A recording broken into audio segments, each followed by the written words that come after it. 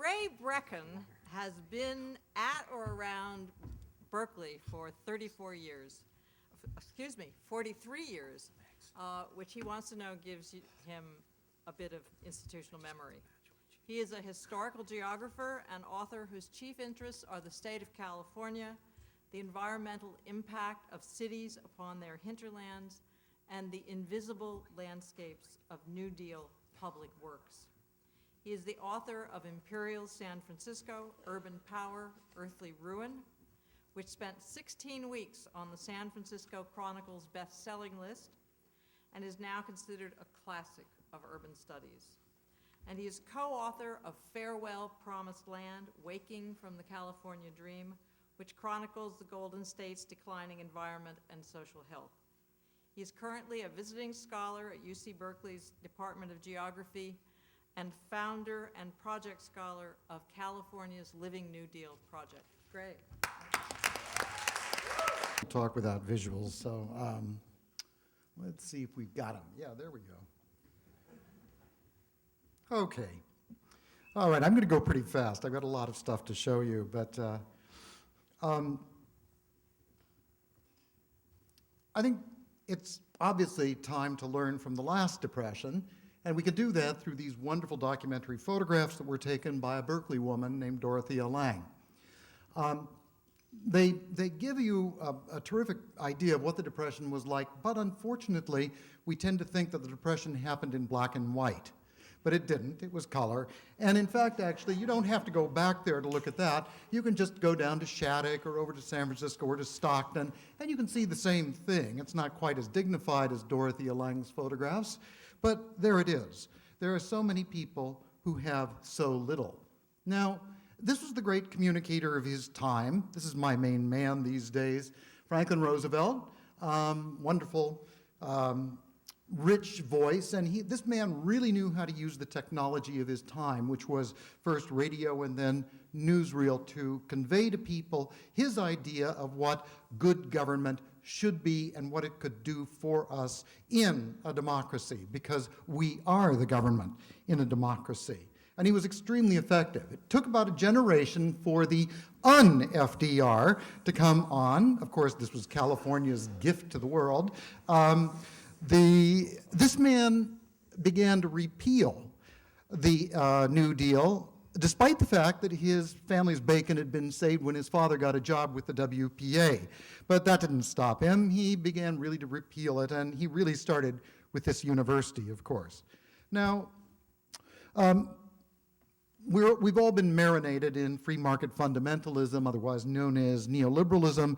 The idea is to go back before that pesky Teddy Roosevelt, back to McKinley, to those wonderful years of the 1890s, which was the Great Depression before the 1930s, a time of where the Vanderbilts and the Carnegies and the Rockefellers had it all, and so many people had so little, that there was this enormous gulf at that time. And you know the drill. These are the aspects of neoliberalism, tax cuts, which really aren't tax cuts, but tax shifts, total deregulation of business, privatization of all public resources, such as universities and schools, public services slashed and eliminated, and the government is them. Now, this is a concept that Reagan introduced, and it's immensely corrosive to any idea of democracy, where the government becomes them rather than us. But it's been extremely effective, and particularly, as David and others have said, in demolishing what was the great school system that I took advantage of when I was going to school here and earlier. We rate F. In fact, actually, the American lifestyle began declining in the 1970s, and the only way that we could actually hide that was by borrowing huge amounts of money, both the consumers and the government, hoping that the repo man would never come. But the repo man did come, and now the ride is over, and it's time to get off. Okay, this is what Naomi Klein, of course, calls disaster capitalism, or the shock doctrine. We've run out of money, so what do? We have to cut all public services and sell them off. And you know the headlines. You've seen them all. They're every day. You see them.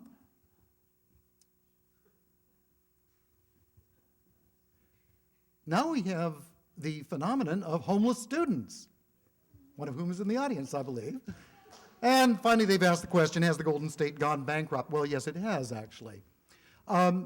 Now, meanwhile, on the other side of the Atlantic, we had Margaret Thatcher, who was giving the same idea that Reagan was over here.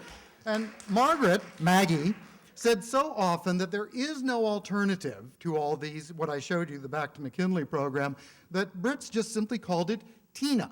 And in Britain, everybody knows what TINA means. There is no alternative. Well, what if there was?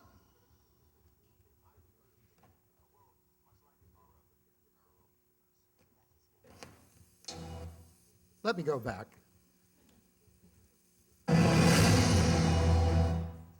Discover a world much like our own in a parallel universe. That is heresy. That is the truth. Okay, welcome to the alternative universe. We actually did it about 70 to 75 years ago. These are the people who did it. Compassionate and ingenious government. It wasn't utopia, we actually did this. This is a statement by Franklin Roosevelt. The test of our progress is not whether we add more to the abundance of those who have much, it is whether we provide enough for those who have too little. Now, when was the last time you heard a president say something like that, unless it was perhaps President Aristide of Haiti, whom we got rid of for saying just something like that? Well, you haven't, actually, and certainly not the current occupant of the White House. Now, a little bit about the Living New Deal project. These are some of the things we hope to do. It went from being a me project to being a we project because no one or even two people could possibly dig up the buried civilization that we're discovering that was left to us from the New Deal. We're, for the first time, mapping an entire state and all the public works that the New Deal left us. And it's quite an amazing hidden landscape. But in the process, I've become enormously interested in what they did for public education. This is a relief on the side of the WPA-built Berkeley High School. St. George slaying the dragon of ignorance. They built everything from kindergartens up to academic buildings, and because of space-time, I just had to eliminate some of the dozens of beautiful school buildings throughout California, many of them still in use, although, as somebody said, getting dirtier and more decrepit all the time. They gave us our junior colleges because that was the way that the working class managed to make a better life for themselves. All over California, entire campuses were created within a few years, and probably some of you went to some of these schools. You'll probably recognize them. Pasadena, for example, Sacramento. And they're still being used for what they were intended to be used for. Here's San Francisco City College with the inscription, "The truth shall make you free." If only it was true. Well, you've heard this statement. Of course, you can just fill in the blank with anything as long as it's public. And here's a rather wordier statement. I don't mean to single out Chancellor Bergenau because Udolph has said it, Schwarzenegger. You've heard this over and over again. This is a wordier version of course, TINA. We simply don't have the money, and we wish we did, but we don't have the money. Well, then how did the United States build these academic buildings during the Great Depression? And they did it without raising student tuition, because that would have been counterproductive to the whole idea of universal public education. Now just look at these things. They're all across the country. Most of them aren't marked as New Deal buildings. People don't know. They constitute part of the invisible landscape that was left to us by those people back then. And I don't mean just the Roosevelts. I mean the millions of Americans who were put to work by these programs.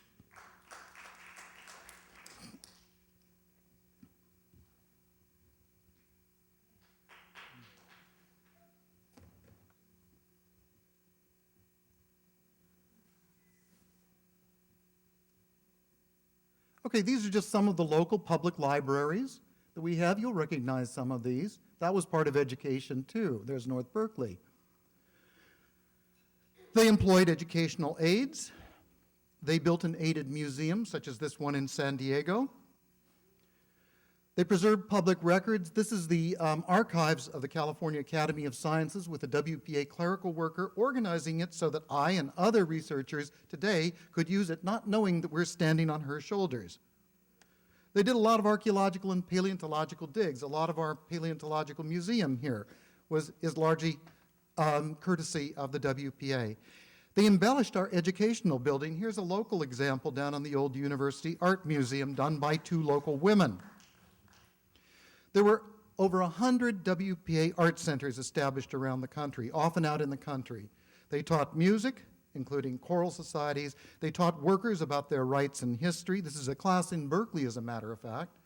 And we hired, not fired, millions of workers. And the economy did rebound. Contrary to what the enemies of the New Deal said, the GDP started sharply rising and unemployment falling with the New Deal. The whole point of this is that all of these programs, and I've just shown you a tiny fraction of them, have improved the lives of millions of Americans and generations, and we don't know it. We don't know where it came from, and we've never thanked those veterans of that peacetime army that we don't even know we had before the Second World War. Now, I'm frequently asked when I do a longer version of this slideshow, how did they pay for it? The answer for that, there's a number of answers. One is that we once had a progressive income tax, which we've since gotten rid of. We now have totally regressive taxes. We borrowed money, but nothing like what we've been borrowing lately.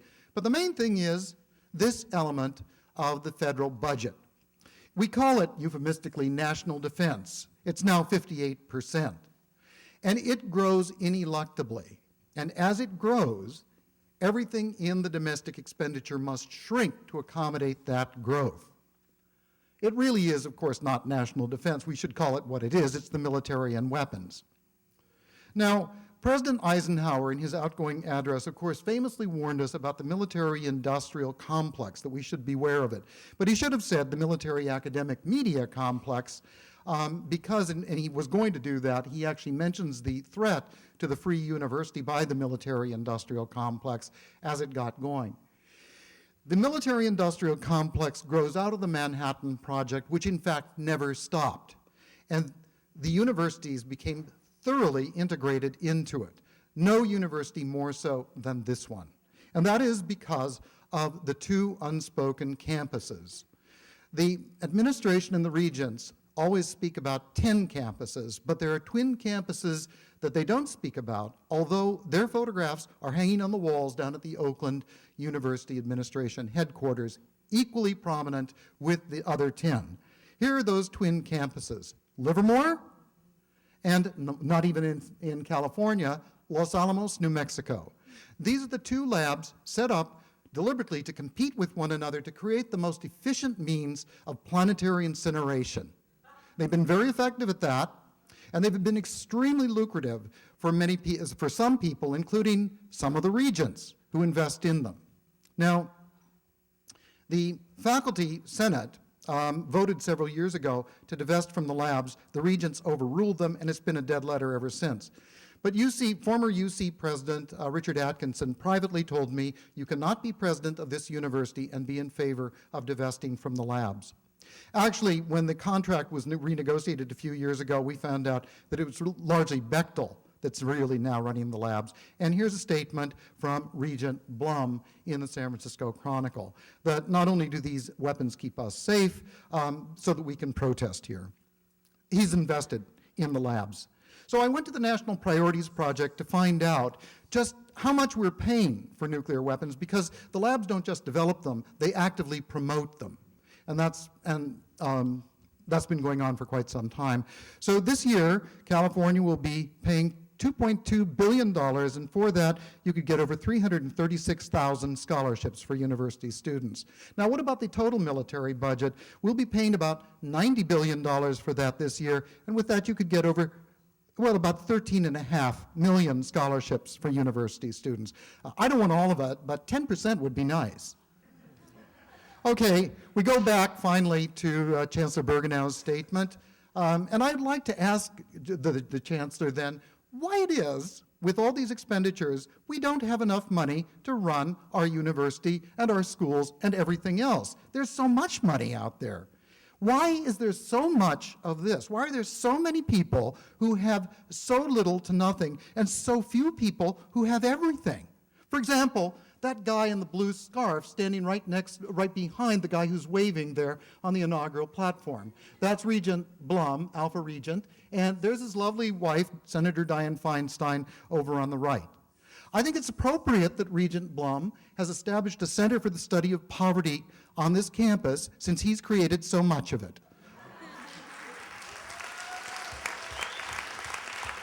I should say, he didn't do it alone, along with his financier buddies, who have affixed their names to so many of the buildings here on campus that you see every day as you walk around. They had to do that, actually, hoover up all that money so that they could be as generous as they've been. So, this is another WPA poster. I want you to go home. I want you to talk to your parents and your grandparents and tell them it's an adult world. Its problems are up to them. My generation must pay the taxes that are necessary so that you can have what you are entitled to, a free, quality education. That's what I got. You should have it, and tomorrow, March 4th. Thank you.